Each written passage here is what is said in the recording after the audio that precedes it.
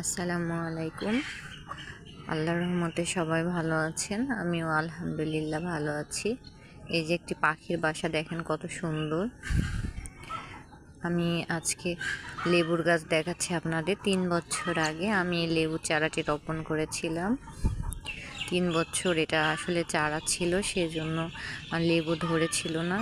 3 বছর পর এই চারা গাছটি যখন বড় হয়েছে তখন আল্লাহর রহমতে অজস্র লেবু ধরেছে, মাশাল্লাহ। এটা কাগজি লেবুর গাছ এবং অনেক সুস্বাদু লেবু। আসলে নিজের হাতে লাগানো জিনিস অনেক ভালো লাগে যখন ফল ধরে কিংবা ফসল ফলে, একটা আনন্দই লাগে তখন মনের কাছে।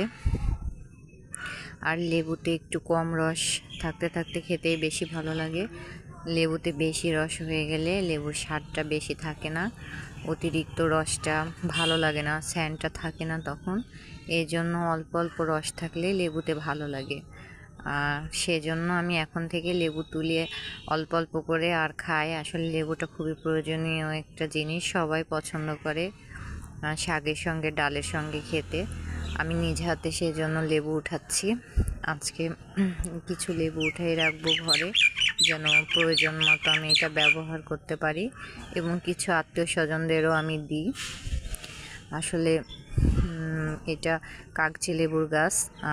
আমি চারা গাছ লাগাইছিলাম বলে লেবু ধরতে দেরি হয়েছে। যদি কলম লাগানো হতো তাহলে সঙ্গে সঙ্গে লেবু ধরতো। পাশাপাশি আমি যে পেঁপে গাছ রোপণ করেছি। আসলে পেঁপে গাছের আমি চারা দিয়েছিলাম, অনেকগুলোই পেঁপে গাছ চারা হয়েছিল। কিছু মাঠে লাগিয়েছি আর এই 2টা বাড়িতে লাগিয়েছি, যেন সবসময় আমি যখন ইচ্ছা তখন তুলে রান্না করতে পারি।